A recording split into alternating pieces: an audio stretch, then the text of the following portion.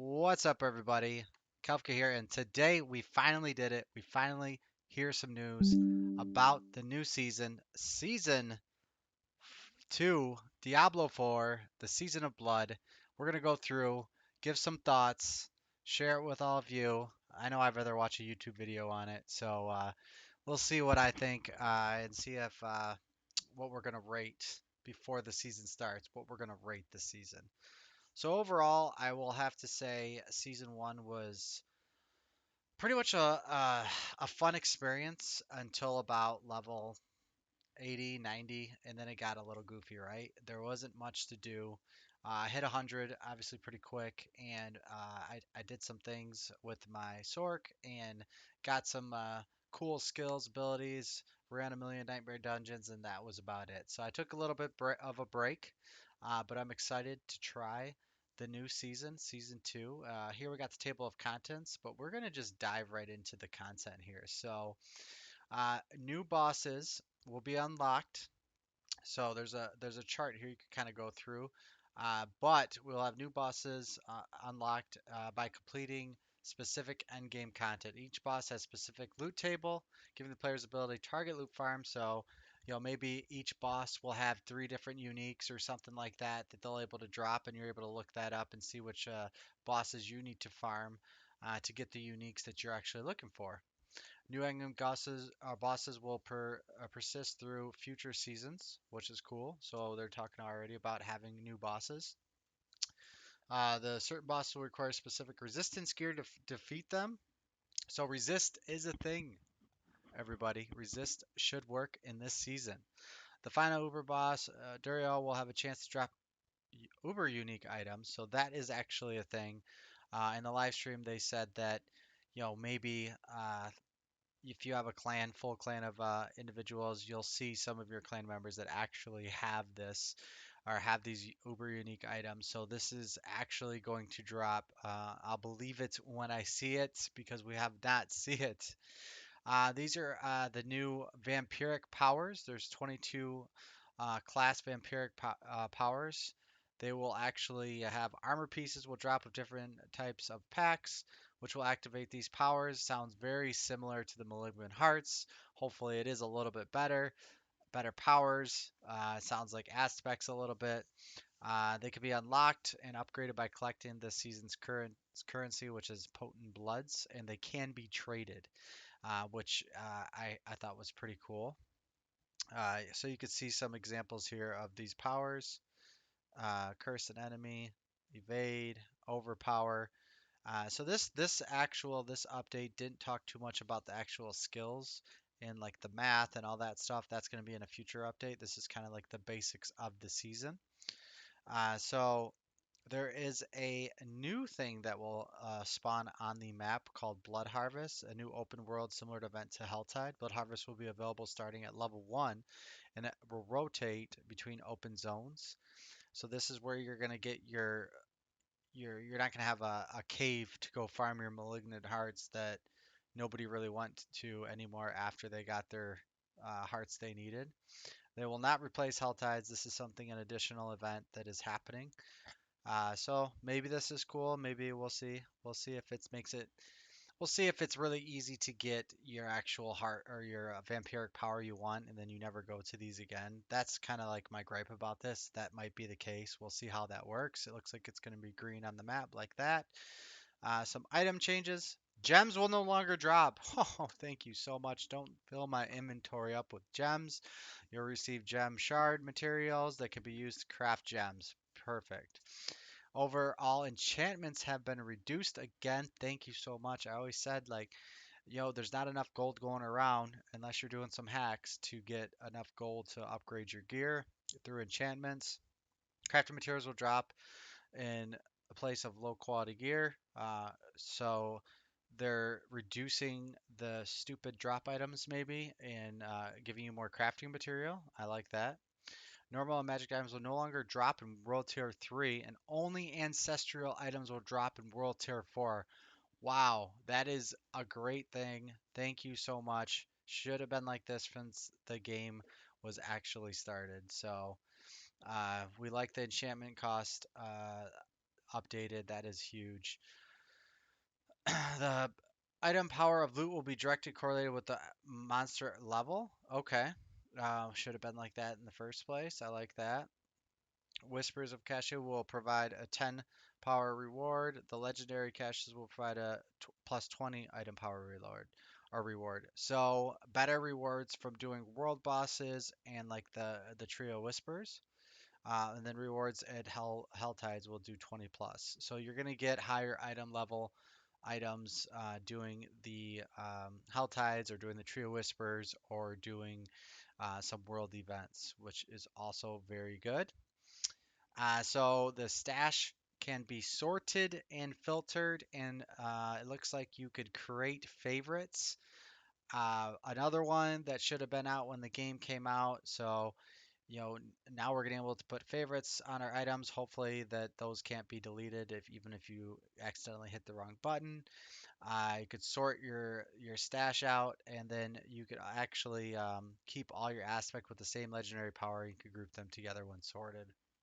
Very, very good because I think I remember having 5 parts of my stash with an aspect of the same. So hopefully it goes through all 5 stashes or 6 or whatever there is, and it puts them all together when you hit the sort button. I really hope that's the case.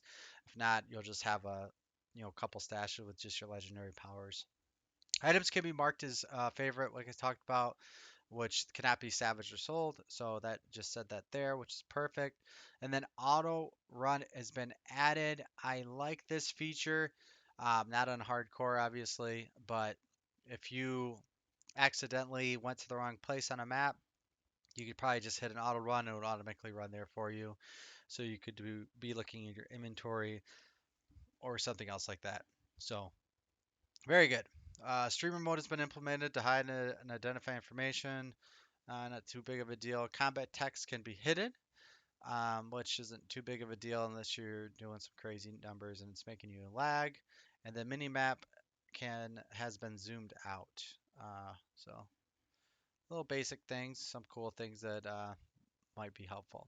Nightmare sigils from a Whisper's Cache will always be 5 levels higher than the highest Nightmare level dungeon. That is nice because sometimes you get a Nightmare dungeon and it is super low, so there's no point of using those Nightmare dungeon sigils from the Tree of Whispers or something like that.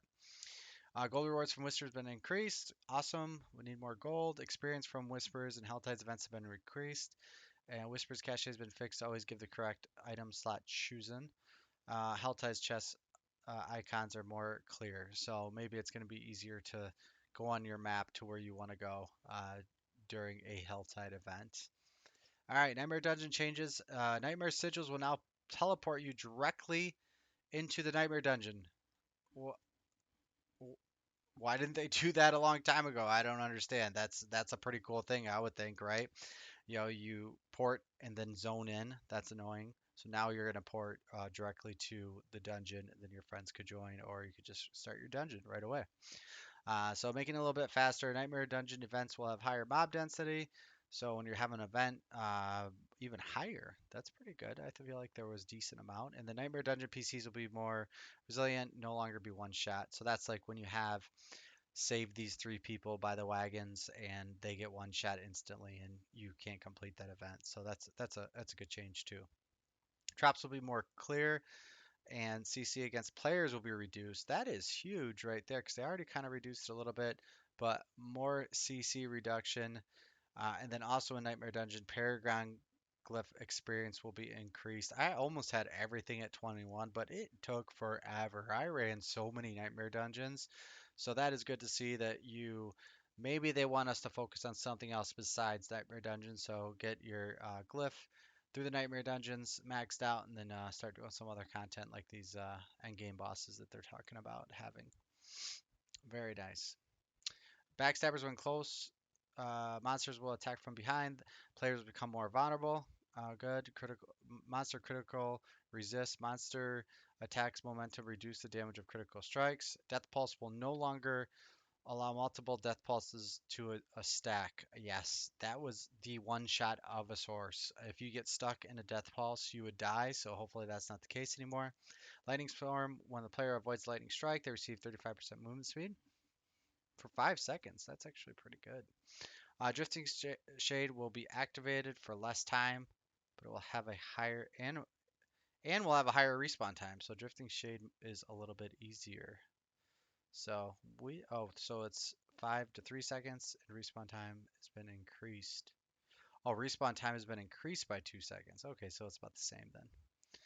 Let's talk about Legion events. Legion events. The time between Legion events has been reduced from 30 minutes to 25 minutes. The warning timer has been increased from 5 minutes to 10 minutes. Fixed the bug preventing Legion events showing on a mini map. Okay. This increasing more Legion events, good experience, good for leveling, all that good stuff. Spawn timer is reduced from 6 hours to 3.5, so we'll see more world bosses.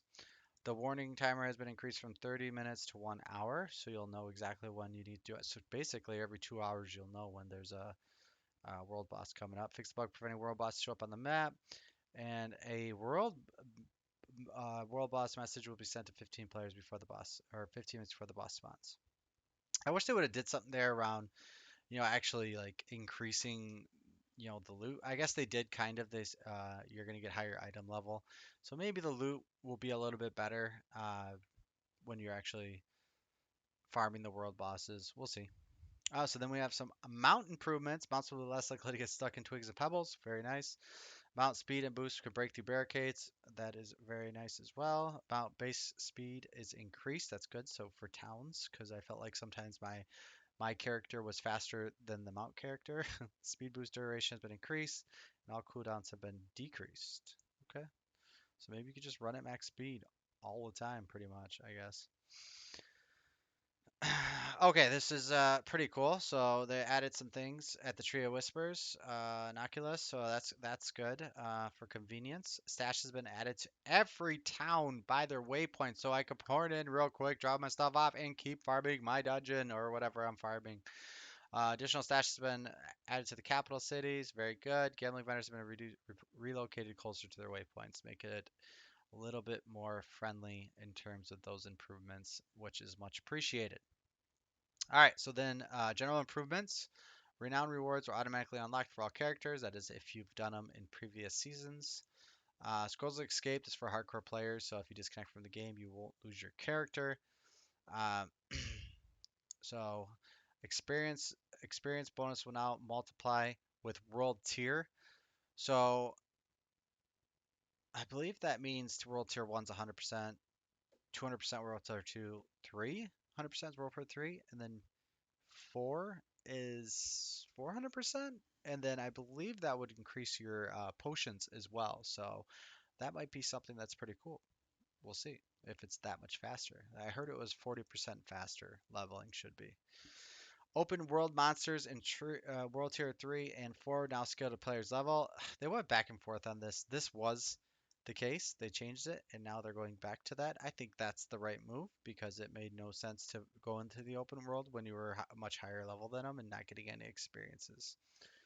So we got the Battle Pass updates, which I'm not going to even look at.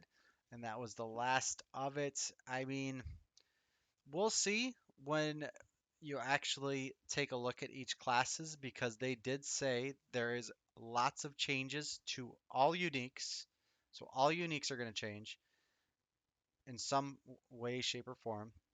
Class changes. So we'll see what happens with that, and then hopefully they dive into like some of the actual abilities, like are the skills that you actually get. Maybe they'll go one by one in class, and maybe they'll actually talk about what's going to be a beneficial change for each class. So overall, I would say so far this is a W. I mean, I'm not going to say it's a 10. I'm not going to say it's a 9 or an 8. The changes are a 7, but that would have made this game a 7 upon release, and it was more like a 5 with not having these changes.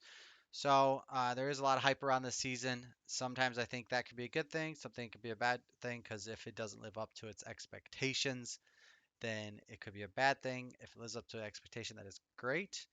So we will see. We will be playing in 13 days.